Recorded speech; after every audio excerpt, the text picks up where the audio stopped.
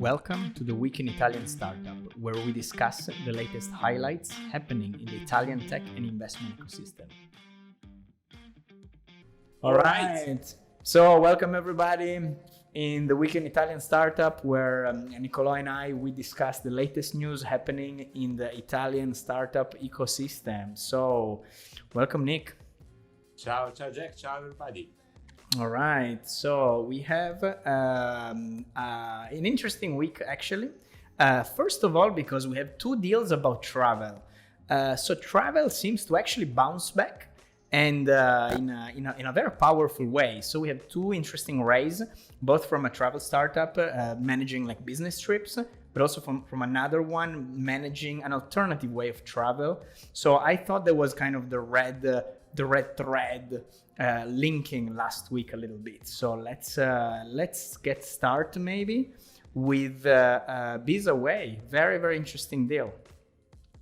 Yeah, BizAway is a very good startup actually. It was, I believe, on one of the startups to watch in 2022 on Sifted.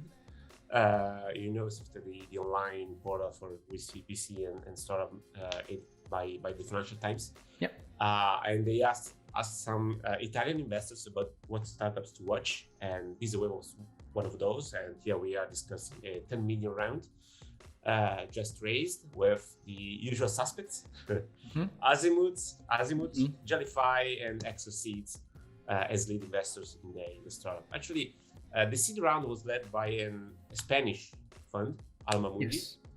Alma Mundi, yes. Alma Mundi, and they continued investing in the new round. Yeah, I mean, quite a big raise, the biggest of last week for sure. I thought there was also like a very interesting small sort of extra, which is the fact that I believe that the CEO of Radisson Group is one of the angel investor over here, which I thought interesting. So we have C-levels kind of also placing bets as angel. And that's an interesting trend that we can see and we keep seeing like across different weeks. Yep, and this in particular is in the corporate business travel. So self-organization and management of business trips. This is strong trend, one that I've been looking a little bit into. There is the biggest player in the world.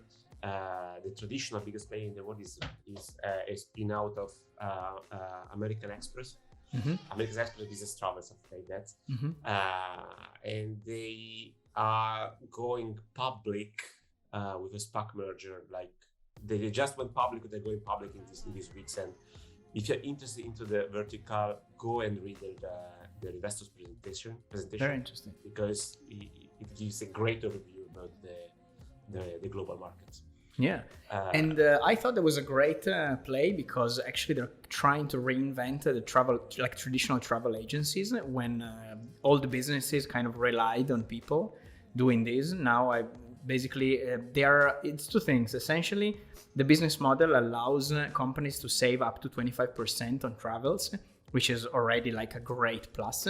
And on top of which, I believe they really want to cater the next generation of tech companies. So among their clients, I was checking, there are like some of the best Italian startup and scale up from Scalapay, Satispay, WeRoad, and some others. So, it's kind of startup supporting startups in a way. Yep, absolutely agree. We'll see. This is a huge market with big players actually, but if they get the right positioning and the right go-to-market strategy, we will see them again shortly, I believe. So awesome. A nice international play. Yeah. So keeping the topic, the travel, let's talk about Holidoit actually raising about $500,000. That I thought was also pretty interesting because again, like traveling in the form of actually I would say more experiential travel is bouncing back. Pre-COVID, like the idea of having interesting experience go on like co-working boot camps all across the world was kind of on the rise, and then everything kind of froze. and now it's bouncing back pretty hard as well. Mm-hmm. I would say there are several players at the seed stage that are more or less exploring this market. I agree with you. It's probably one of those bounce backs coming from the COVID, where before the COVID, this was kind of a difficult market, very expensive in terms of acquiring customers. And after COVID, who knows, probably it's so easier because a lot of potential customers are much more used to purchasing online or searching online things to do. And people really want to do things outdoors. So it's a good timing to invest in this vertical. I mean, Totally. Nobody expected travel to disappear forever after the pandemic. So this is probably a good time to bet again on the vertical. And I also thought that this was interesting because that's also indicative of a new trend of actually how we're going to conceive the future of work.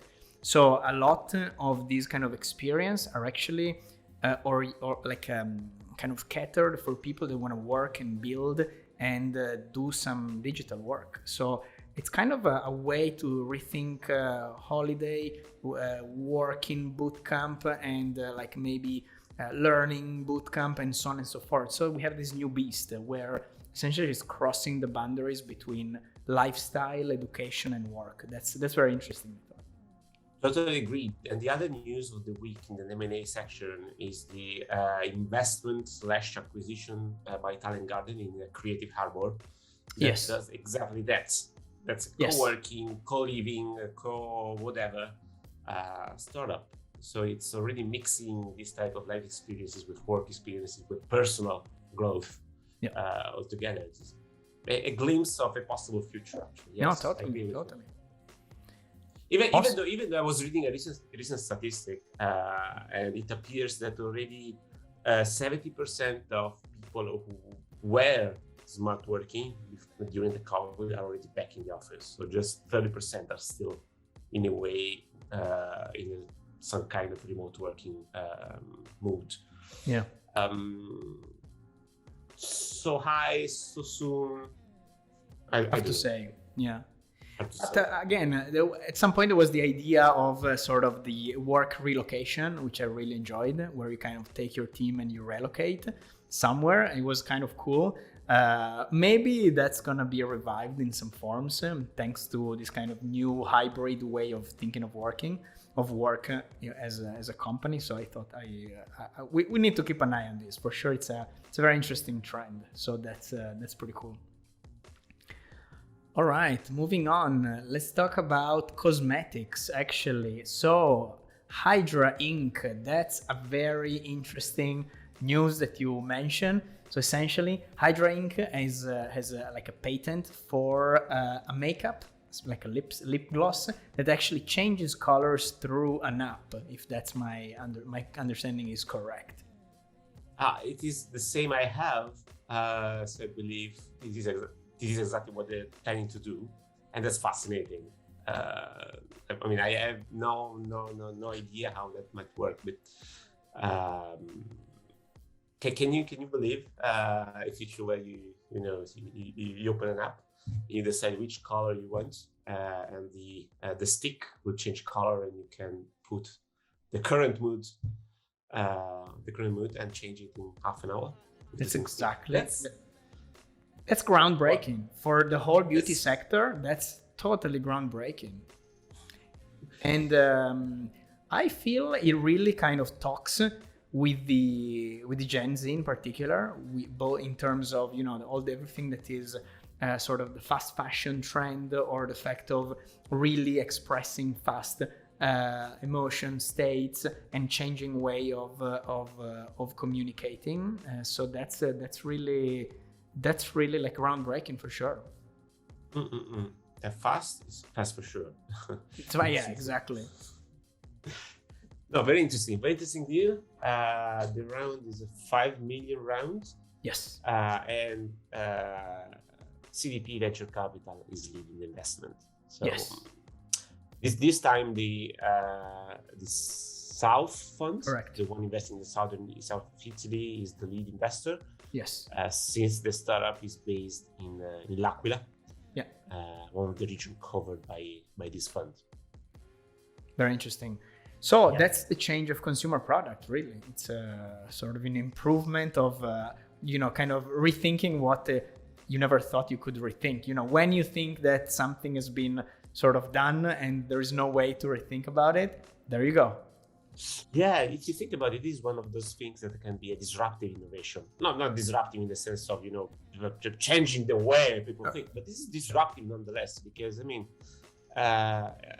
startups and cosmetic scale-ups maybe invest in, specific type of products. Probably now the go-to strategy is to make organic cosmetic product, create some kind of environment-friendly type of product or whatever, something along those lines, and making a distribution play. So online first, and production is very controlled, blah blah blah blah. Yep. But that's very traditional. This is groundbreaking. Mm-hmm. You throw away all the production, all the way of production that you did so far. That's groundbreaking in the sense that currently fashion works in a different way. So yeah, if I they manage to pull it up, that's Yeah, and I believe you can even still have the sustainability part saved, because actually, it's one kind of, I believe it's the dynamic crystals that change the color spectrum in some way. Don't ask me how, but essentially, if that's possible, then imagine the saving in products. One device, one crystal can actually give you different shades, and there you go. You have a sustainable play right there. Very interesting. Totally agree. Fascinating. All right, moving on. Let's talk about, I would say, the e-bike sector also is kind of moving, and with CDP and Fondo Rilancio in particular, they've been also trying to get into sports tech, and the deal we're talking about is Accept, which they do bike frames. So mobility has been very much in the target area of a lot of essentially innovation companies. This is more of a technological sort of play, of course, less digital. And my thinking on that is that, great for sure, because it's definitely supporting tech in general. But, CDP is really diversifying on a ton of digital and not non-digital plays. So it's really trying to push technologies across the digital space, the physical space, and everything in between, essentially. Yeah, I agree that agnostic enough. I have to add that the Fondo Rilancio, the launch fund, has a very specific mission. Mm-hmm.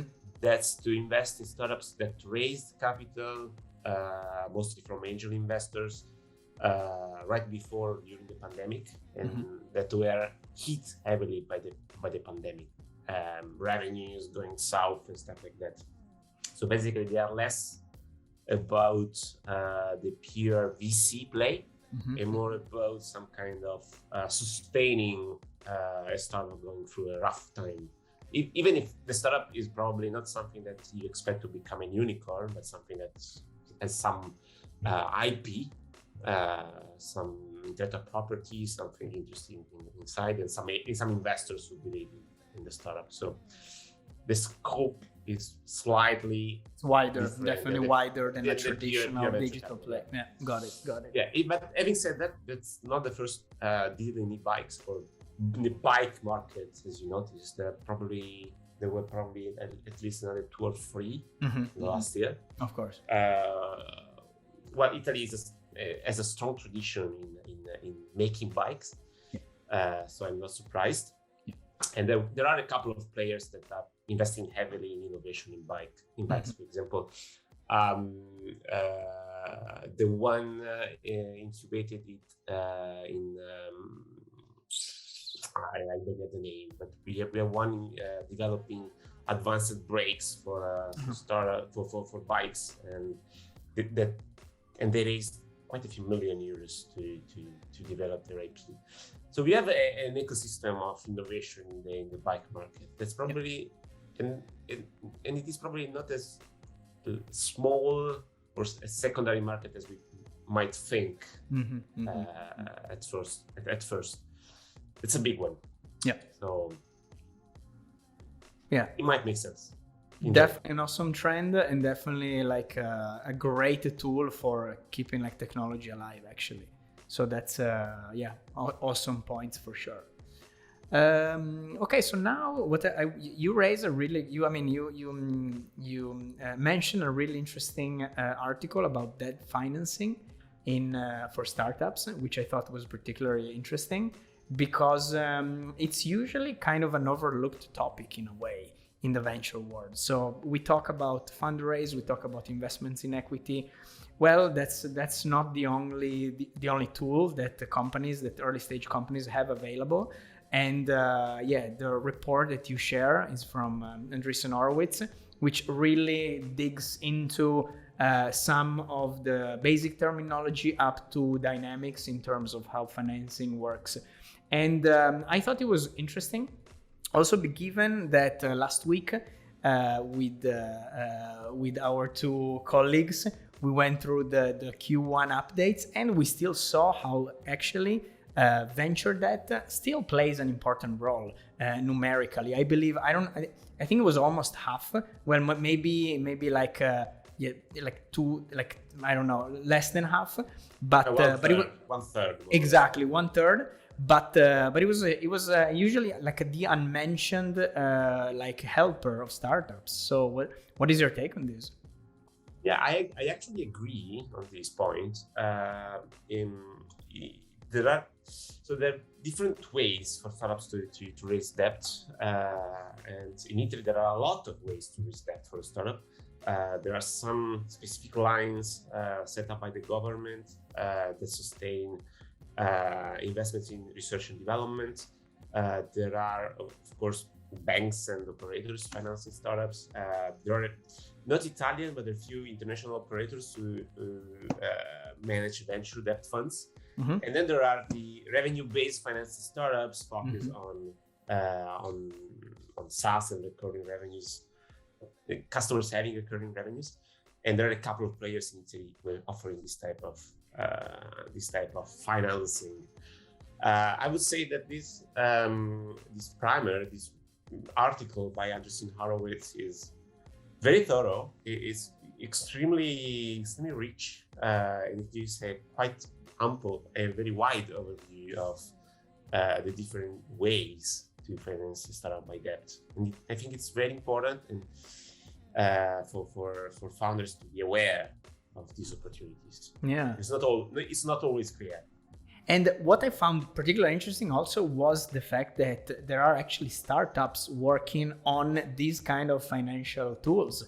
And this is just like a summary, a table that the article is providing, talking about seed, Series A and B and later stage, like kind of identify the different ways that there are like that actually innovative companies are helping other innovating company to actually scale their revenue, borrow money, etc. So I thought there was also like another very interesting sort of element of the new financial world in a way. So banks, as we always say, I mean, everybody wants to be a bank, as we always say, but traditional banks are becoming obsolete in some way or another, or at least traditional banking is becoming obsolete, and new forms of lending, new forms of funding, they come up, and they really like are groundbreaking. Yeah, totally agree. Interesting. Nice. Nick, all right. I think we covered some of the major points. So thank you so much for this awesome recap, and I'll see you next week. Thank you, Jack. It was a pleasure. See you in a week. Thank you. Bye-bye.